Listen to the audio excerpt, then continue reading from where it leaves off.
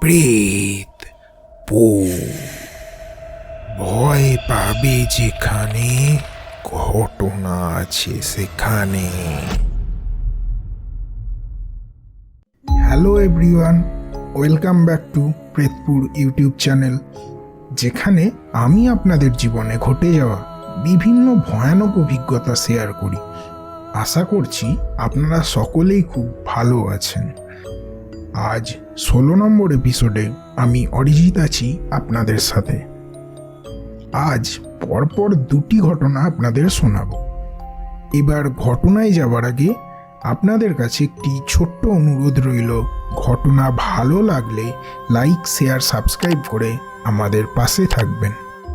আপনারা আমাদের ঘটনা পাঠাতে চাইলে সরাসরি মেল করতে পারেন প্রেতপুরের অফিসিয়াল মেল pretpur.official@gmail.com। আপনি ভয়েস রেকর্ড করে অথবা লিখেও আমাদের ঘটনা পাঠাতে পারেন। ঘটনা পাঠানোর ইমেল আইডি ভিডিওর ডেসক্রিপশানে পেয়ে যাবেন। এবার শুরু করছি প্রেতপুরের 16 নম্বর এপিসোড। তাহলে চলুন। আজকের দুটি ঘটনাই পাঠিয়েছেন আবির দত্ত। তিনি যেভাবে লিখেছেন আমি নিজের মতো করে ঘটনাটি পড়ছি। তাহলে প্রথম ঘটনাটি এবার শুরু করছি।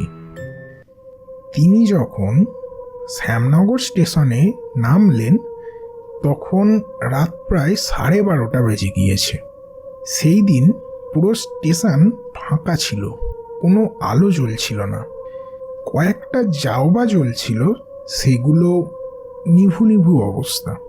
রেল লাইন লাগোয়া স্টেশন রোডের দিকে যখন তিনি এগোচ্ছিলেন তখন একটা আওয়াজ পেয়ে তিনি থমকে দাঁড়ালেন।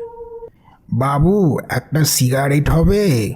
স্টেশনের সিমেন্টের সিটের ওপর কম্বল মুড়ি দিয়ে জড়িয়ে থাকা এক ব্যক্তি তাকে এই কথাটা বলল। তিনি ভাবলেন শীতের রাতে মানুষ গা গরম করতে চাইছে, হয়তো বিড়ি ফুরিয়ে গিয়েছে নিশ্চয়ই। তাই পকেট হাতড়ে প্যাকেটটা তিনি বার করে একটা সিগারেট এগিয়ে দিলেন। লোকটা কম্বলের ভেতর থেকে হাত বের করে সিগারেটটা নিয়েও নিল।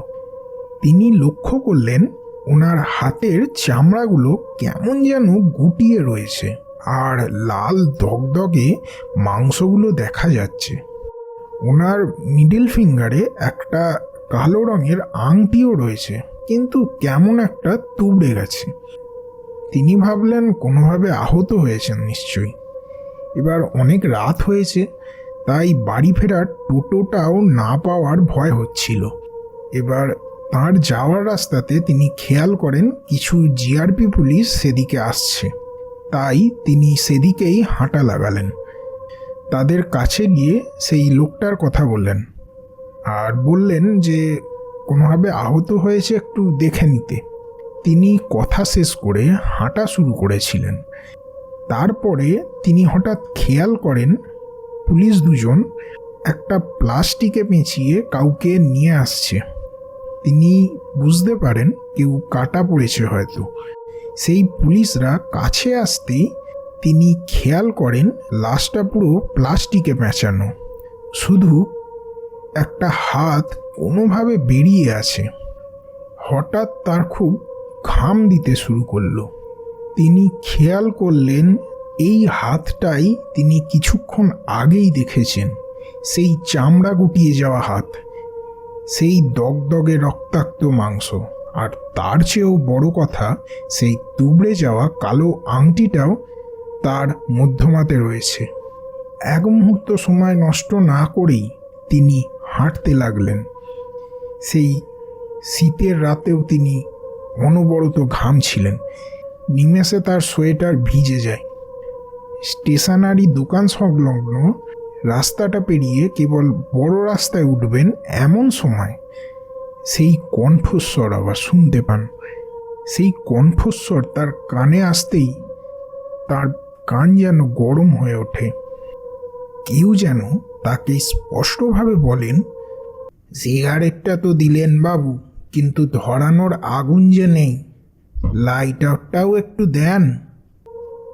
তিনি দেখলেন দোকানের শাটারের নিচে সেই আপাদমস্তক কম্বলে জড়ানো লোকটা শুয়ে আছে।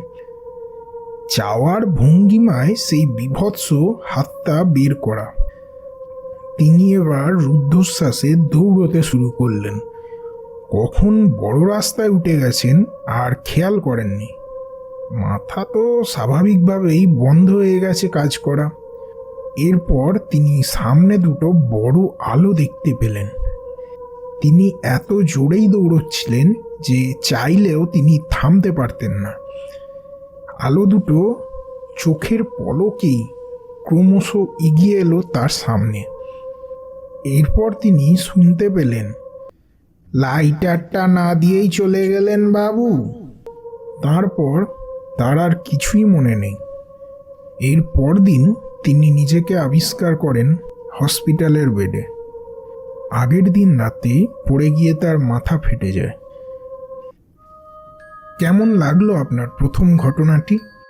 আমরা সকলেই কোনো না কোনো সময় শেষ ট্রেনে বাড়ি ফিরেছি। এরকম অভিজ্ঞতা যদি হয় তাহলে একবার ভেবে দেখুন কীরকম হবে। যাই হোক, এবার আমরা দ্বিতীয় ঘটনা শুরু করছি। প্রতিদিনের মতোই সেদিনও তিনি অফিসের ক্যাবে করে বাড়ি ফিরছিলেন। রাত তখন 3টে পেরিয়ে গিয়েছে।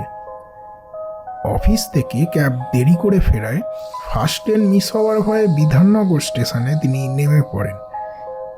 তার ড্রপ লোকেশন ছিল পলতা, কিন্তু ফার্স্ট ট্রেন মিস হলে পরের 50 মিনিটের মধ্যে আর কোনো ট্রেন ছিল না। যেদিন তার দেরি হতে পারে বলে মনে হয় সেদিন তিনি বিধাননগর নেমে যান। বিধাননগর নামতেই 3:27 কৃষ্ণনগর লোকাল হর্ন বাজিয়ে নিজের উপস্থিতি জানান দেয়। ট্রেনের 5 নম্বর বগিতে উঠে সিটে বসে তিনি চোখটা বুজে একটু তন্দ্রাচ্ছন্ন হয়ে পড়েন। সেদিন বুধবার না থাকায় ট্রেন বেশ ফাঁকাই ছিল। বুধবারে হাটের মাল বোঝাই হতো বলে ভিড় থাকত। সোদপুর থেকে এক ভদ্রলোক উঠে তার পাশে ফাঁকা উইন্ডো সিটটায় বসেন। ভদ্রলোককে দেখে তার হাসি খুশি মনে হয়েছিল। সেই ভদ্রলোক কিছুক্ষণ পর 1-2 কথায় তার সাথে গল্প জুড়ে দেন। তার কর্মজীবনের কিছু অভিজ্ঞতার কথা তিনি তার সাথে আলোচনা করছিলেন। এরপর অনেকটা সময় তিনি জানালা দিয়ে বাইরেই তাকিয়েছিলেন। হঠাৎই তার শরীরটা এক ঝটকা দিয়ে ওঠে। তিনি ভেবেছিলেন মৃগী রোগ আছে বোধহয়, কিন্তু তারপর যেটা ঘটে তাতে তার হাত পা ঠান্ডা হয়ে যায়। ভদ্রলোক নিজের ঘাড়টা ঠিক 90 ডিগ্রি অ্যাঙ্গেলে আস্তে আস্তে তাঁর দিকে ঘোরান। চোখ দুটো পুরো কুচকুচে কালো, ঠোঁটের কোনায় ছোট্ট একটা হাসি। আমাকে দেখা হচ্ছে, এই বলে তিনি সিট থেকে উঠে চলন্ত ট্রেন থেকে লাফ দেন। ঝাঁপ দিয়ে তিনি হঠাৎই দৌড়াতে লাগলেন ট্রেনের সাথে। তারপর এক পানা ডোবায় তিনি ঝাঁপ দিলেন। সেদিন তিনি আর তার আশেপাশের যাত্রীরা এই দৃশ্য হাঁ করে দেখছিলেন। হঠাৎই তিনি ওমা বলে চিৎকার করে ওঠেন। পাশে বসে থাকা এক ভদ্রমহিলা তাকে বলেন, খুব খারাপ স্বপ্ন ছিল বুঝি? একটু চোখ মুখে জল দিয়ে নাও। কোন স্টেশন আসছে ওনাকে জিজ্ঞাসা করতেই উত্তর এলো ইছাপুর। তারপর বোতল থেকে জল বার করে তিনি মুখে একটু জল দিয়ে রুমালটা মুখে নিয়ে বসলেন। তখন ইছাপুর স্টেশন ছেড়ে দিয়েছে। মাথা নিচু করেই তিনি বুঝতে পারেন কেউ একজন তার পাশ থেকে উঠে উইন্ডো সিটটায় গিয়ে আবার বসল। এরপর রুমালটা ভাঁজ করে নিচে রেখে তিনি হঠাৎই বাঁদিকে ঘাড় ঘোরাতেই তার মনে হলো যেন পায়ের তলার মাটি সরে গেল। তিনি খেয়াল করেন এ তো সেই ভদ্রলোক যাকে তিনি কিছুক্ষণ আগেই স্বপ্নে দেখেন। তারপর যথারীতি তার হাত পা কাঁপতে শুরু করে। কাঁপতে কাঁপতে কোনো রকমে তিনি বগির সামনের দিকে এগিয়ে যান। যখন শ্যামনগর নামেন তখন 4টে 12 আলো ফোটেনি। তাই সে সময় তার কাছে বাড়ি যাওয়া এক প্রকার অসম্ভব ব্যাপার। একটু আলো ফুটতেই বাড়ির দিকে পা বাড়ালেন। পরদিন অফিস যাওয়ার পথে নৈহাটি লোকালে যথারীতি বসেছেন। পাশের দুই ব্যক্তির কথোপকথন তার কানে আসে। তিনি শুনতে পান, গতকাল ভোরের প্রথম ট্রেনে কাঁকিনাড়া স্টেশনে একটা অ্যাক্সিডেন্ট হয়েছিল, কিন্তু পুলিশ এখনো কনফার্ম করতে পারেনি যে সেটা নাকি অ্যাক্সিডেন্ট নাকি মার্ডার, কারণ বডি খুঁজে পাওয়া যায়নি। আর আলোচনা শোনার পর তার কানে আবারও ভেসে ওঠে, দেখা হচ্ছে। প্রেত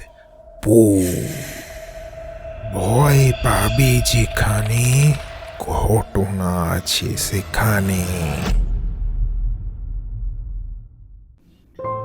এই ঘটনাটি তিনি এই অবধি লিখে পাঠিয়েছেন। জানি না এরপর তার সাথে আর কিছু হয়েছিল কিনা। যাই হোক, ঘটনাটি একটু অন্যরকমের। ট্রেনে আমাদের প্রত্যেক দিন যাতায়াতে কত কিছুই না হয়, হতে পারে আমরা সেগুলো বুঝতে পারি না। আর আপনার সাথেও যদি এরকম কিছু হয়ে থাকে তাহলে আমাকে পাঠিয়ে দিতে পারেন। আবিরবাবুকে অনেক ধন্যবাদ এই ঘটনা দুটি আমাদের পাঠানোর জন্য। আমি চাইব উনি আরও ঘটনা আমাদের পাঠান। আমি অরিজিৎ আছি আপনাদের সাথে। আমাদের ঘটনা পাঠাতে হলে আমাদের মেল করুন প্রেতপুরের অফিসিয়াল মেল prethpur.official@gmail.com। ঘটনা ভালো লাগলে অবশ্যই লাইক আর শেয়ার করবেন। আর প্রেতপুর চ্যানেলে নতুন হলে একটু সাবস্ক্রাইব করে বেল নোটিফিকেশানটা অন করে রাখুন, তাহলে আরও ঘটনা আপনাদের কাছে পৌঁছে যাবে। আমাদের আরও ঘটনা শুনতে চাইলে ভিডিওর বাম দিকে আসা বক্সটিতে গিয়ে আরও ঘটনা আপনি শুনতে পারেন। আজকে তাহলে এই পর্যন্তই। ততক্ষণ ভালো থাকুন, সুস্থ থাকুন আর প্রেতপুরের সঙ্গে থাকুন। বিদায়।